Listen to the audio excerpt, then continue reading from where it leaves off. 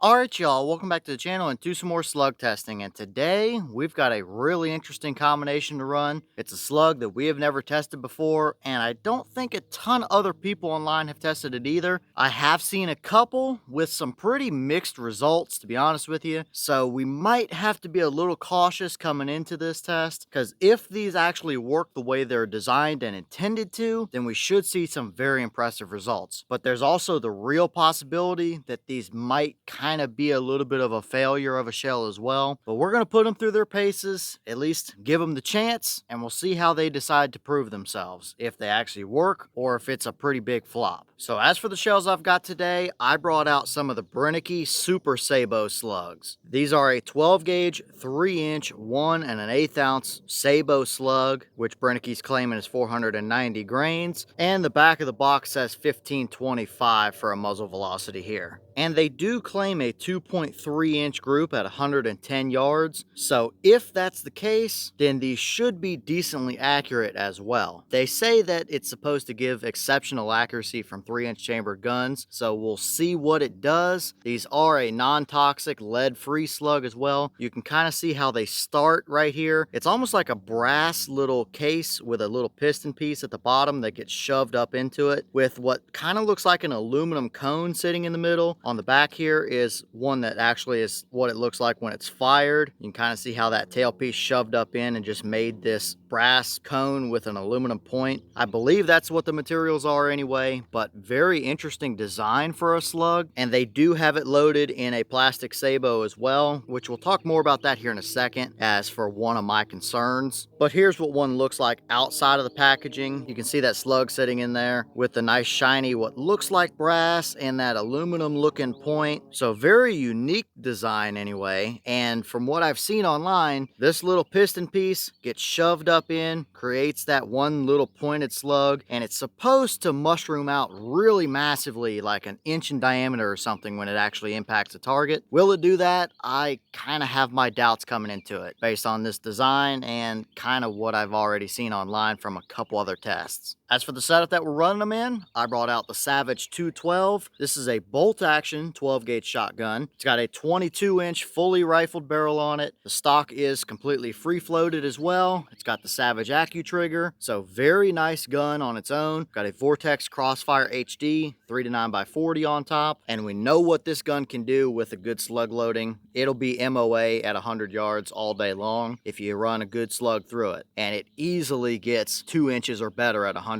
with a lot of other slugs. So if there's gonna be a gun that's accurate with these, it should be this one anyway. Now, as for my concerns coming into this test here, number one, from what I've seen online, sometimes they might fly stable, sometimes they might be tumbling going down range. Is that the design of the slug itself? Maybe, but I think we might run into a problem with the sabot that they're using. We've seen this a few times recently with a couple other Brenneke slugs, how the sabot is just not strong enough to withstand being fired through a rifle barrel and it destroys itself. If that happens, it's not going to bode well for our actual accuracy results from them. We could see big tumbles. And then secondary, I've got ballistics gel out here today that I would like to test them in as well. But number one, are they actually going to hit the gel straight, or are we going to see tumbling before that? And if they hit the gel straight, are we actually going to get any expansion or not? We have the possibility for some nasty results, and we also have the possibility for some pretty terrible results. So here's how we're going to run today's test. We're still going to try and shoot the same 50 and 100 yard group that we usually shoot with slug tests. I don't have a ton of these since they are pretty expensive. They're about $5 a shell. So for slug territory, that's starting to get up there in price for sure. But with them having the potential to tumble and stuff like that, I figured what I'll do is I'll start down here on my big pallets, just shooting off of a tripod. It'll still be plenty accurate enough for 50 yards. That's for my shooting ability off a tripod, but we need to have a big target backer to see if they're actually tumbling or not. So I'll have to utilize one of my extra cameras in a little different position, but no big deal. I'm still going to show you guys visualize everything we need to see. If we see good results and the slugs are flying nice and stable at 50 yards, then we'll step it out to 100 and shoot another group and see what happens. Once we see what we got for accuracy results and how stable they're flying, then we'll look at our ballistics gel and see maybe what kind of distance we should go to, if we can stretch it to a little bit more range or if we kind of gotta move up close and personal to it. So enough talking, let's start with our 50-yard group and we'll see what we get and cross our fingers and hope that these are actually going to fly stable.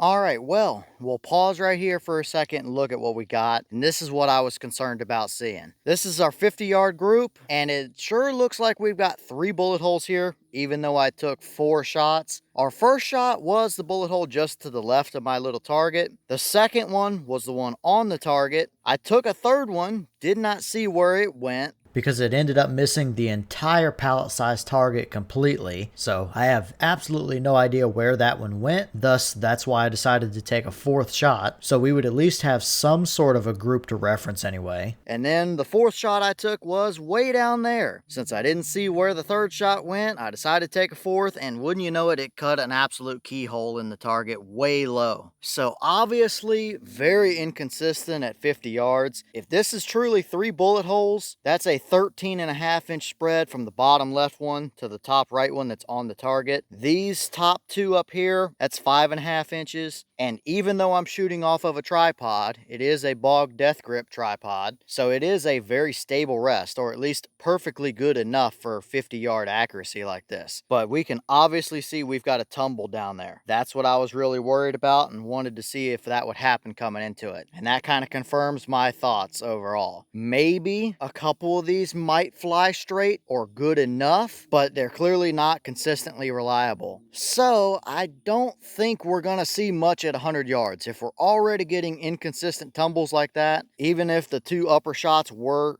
relatively straight, 5.5 inches, if we double the distance, that's going to be over 10 inches of spread. With tumbles and stuff coming into play as well, there's a real chance I hit my cameras and stuff downrange, and it would be a disaster out there at 100 with this type of inconsistency already. So I tell you what, I've got a rifled Remington 870. I'll run and grab that out of the safe, bring it out here. We'll take a couple shots at the same 50-yard target with that. We'll see if it actually makes any sort of difference, although I highly doubt it.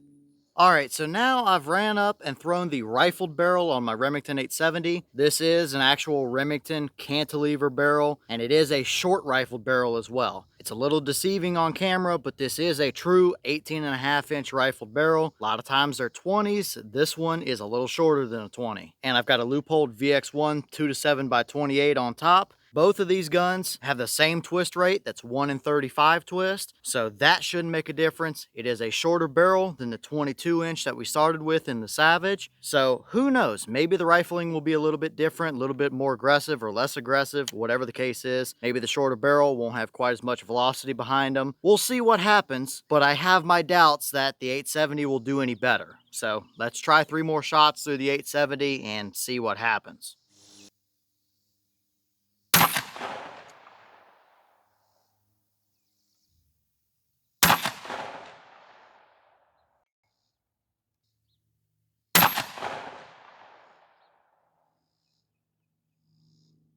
All right, well, wouldn't you know it, that 870 did not help us out any. And in fact, all 3 of our shots through the 870 were absolutely flying sideways. We had one that kind of hit the same hole right on the left edge of the target. The one just below the target there was a shot. And this guy way over here at the bottom left was another shot. You can tell all 3 of them are directly just flying straight up sideways. So I'm surprised we even hit the target at all with those 3. Even at 50 yards, it's just not gonna cut it. So we got some serious stability issues with these. And like I suspected as well, the Sabots are just leaving shrapnel all over the range. They're coming completely apart. I mean, the 870 gave us 14 inches of spread, so maybe technically a little bit more accurate, accurate than what the 212 was, but I don't think accuracy is the big question today. I think, will these slugs actually fly straight and perform the way they're supposed to? So far, the answer is a resounding no, unless you might get lucky with a somewhat okay stable slug once in a while. That's about the best bet. So not good for accuracy results. Again, we're not pushing these to 100 yards. We're going to be completely missing the target, potentially hitting my camera setups and stuff like that, and there's no reason to even try that when we're already seeing this at 50 yards. So less than impressive for the accuracy results, but this is something I was concerned about coming into it.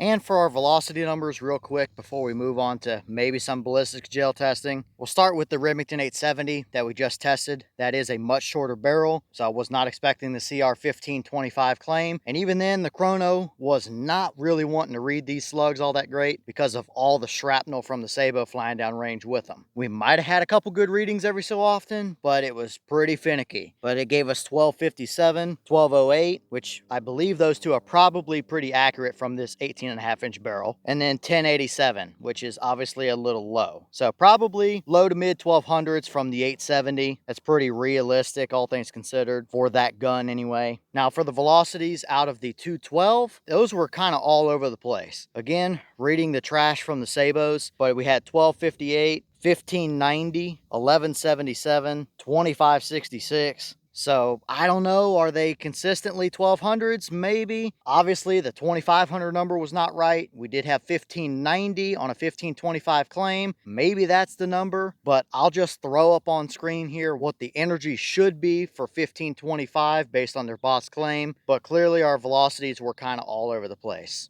because we're getting just this complete shrapnel from the Sabots. It doesn't even resemble what it should. It's just shreds of it all over the place. This was another problem that I was concerned about coming into this test, whether or not these would hold up. Clearly they did not from either barrel. So that obviously is a big problem that Brenneke needs to solve. We've ran into this with a few of their slugs here recently, and when we do, we start getting accuracy issues, and clearly we've got bigger problems than just accuracy issues today.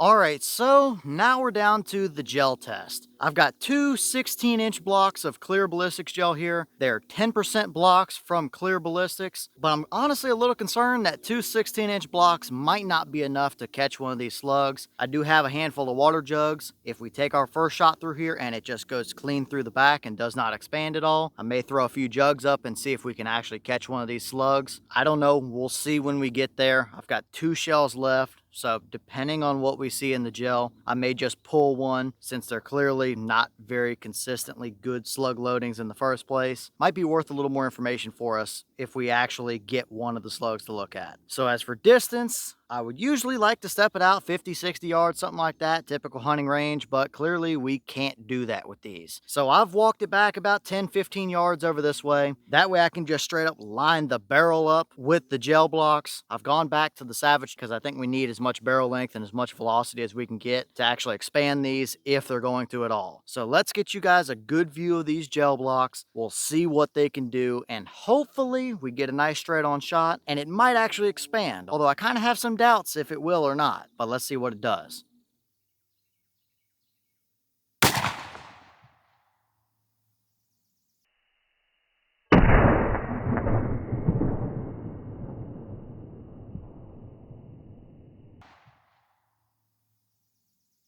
Alright, well, definitely interesting results in the gel, but that shot gave us 233 through the chrono, so didn't give us any information there with all the shrapnel from the Sabot flying down range, unfortunately. But now over here at our gel blocks, we see quite a bit of devastation. And we actually did catch one of those slugs, but even though the wound channel looks nasty, it did not do even remotely what it was supposed to. And to make matters even worse, if these shells were already inconsistent enough, I had a dud. So I had to go to a second shell to take this shot into the gel. You see, plenty good enough of a primer strike there to do the job, and it clearly just did not go bang. That's not what you want to see. I've ran into this with a Brenneke 410 slug as well here recently, so something they got going on is just not really up to par. Now as for our gel blocks, we entered it sideways again. You can tell by the entry wound how diagonal it is right there. It is straight up sideways, even at 10 yards away from the block. That's why we have an immediate gnarly looking wound channel, because the slug was sideways. It tumbled back to straight right there in the middle, and then tumbled again at the second half of the first block, and then straight up just pinholed the rest of the way all the way down here to where it stopped backwards in the gel. Now, if we line our blocks back up and look at our tape measure, the slug is sitting right about 27 inches there, but we continued on to right about the 29-inch mark before a little bit of spring back in the gel. But everything within this first block is a pretty nasty wound channel. But it did not expand one bit either, just sitting there backwards. This is just what we're getting.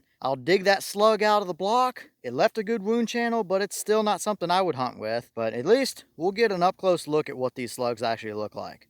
Okay, and here we have the slugs inside on the bench, so we can get an up-close look at exactly what's going on here. There's a real good look at the one that we fired versus the unfired one that's still in the sabot that I cut out of the shell. And now that I got it pulled out of the sabot, you can see how that back end little tail piece jams up into it, which pushes the nose of it out a little bit farther than what it initially is over here. But very interesting design. It's just not something that clearly works the way it's intended to anyway. Very inconsistent results. And here's the sabot up close. Very standard equipment here, although it does look a little closer to a wad or a shot cup anyway than a sabot. And these things, although they're not super thin, they're pretty soft. So that definitely doesn't bode well for us as to not destroying these, which is clearly what we saw out on the range. Now, as for diameter of the slugs, we're right at .633. They claim 63 caliber for these, so we're exactly right there on it. And the other one, unfired, is pretty well the exact same. As for overall length, unfired is right at 1¼ inches, and our fired one is just shy of that at 1.22. Now, as far as weight goes, they say 1 1/8 ounce, but 490 grains on the box. Our unfired slug is 487.2, so just a hair shy of that 490 claim. And our fired slug is 489.4, so just a hair more. It does look like we might have picked up a little bit of gel jammed in down in there, so that may be the tiny little bit more weight we see there, but very close. And I would say, since how these are machined looking, they're probably pretty much identical to start with. And for those of you hand loaders or reloaders that wanted to see it, here is your powder that came out of that shell. We're right at 38.2 grains worth of powder overall. I'm not an expert in this subject, so maybe some of you guys immediately recognize exactly what that is, but there's your numbers for those of you who are curious about it. Just a hair over 38 grains worth of powder. Alright, y'all, well, what do we think about these slugs overall? Quite frankly, they kind of suck. It's a unique idea in theory, but in practice, a lot of times these really just oddball, unique, interesting design projectiles just don't really work out the way you intend them to a lot of times. Most of the time, it's just more reliable to stick to what you know works, and Brenneke definitely has some way better slug designs than what they've got here for sure. But that's kind of been the thing with Brenneke here recently, is a little bit of hit and miss. Some of their loads are great. Some of them are absolutely god-awful. That might be what we kind of have here, unfortunately. The Topaz slugs and now these Super Sabots, both of them are god-awful. You can barely hit the broadside of a barn, and although the wound tracks look pretty decent in the gel, it's because they're hitting sideways and just tumbling through it, so not exactly what you want to see really across the board. All of those things were definitely on my worry list coming into it. All of those things were definitely concerns that I had coming into it, and unfortunately my concerns were kind of validated. For a shell that costs about $5 a round, $25 a box from Brenneke, you would expect better. But this is why we test different things and see what we get, because sometimes you're just gonna find absolute duds, and that's kind of what we have here today. But let me know all your thoughts down below. Is that about what you expected? Were you a little surprised one way or the other? Have you tested any of the Brenneke Super Sabots? And if so, what kind of results have you seen from them? Are these shells that you would ever actually use for anything, considering the price and the performance you're getting? Or are they going to be one of those that you just skip right over on the shelf and keep right on moving to something else? Let me know all your thoughts about it down below. But with that being said, I've got some more testing to get done for you guys, so I'm going to get back to it. As always, we have the channel Instagram as well as the mailbox where you can send stuff if you'd like. All the information will be in the description if you're interested in it. But I'm going to get back to it, so I'll see y'all in the next one.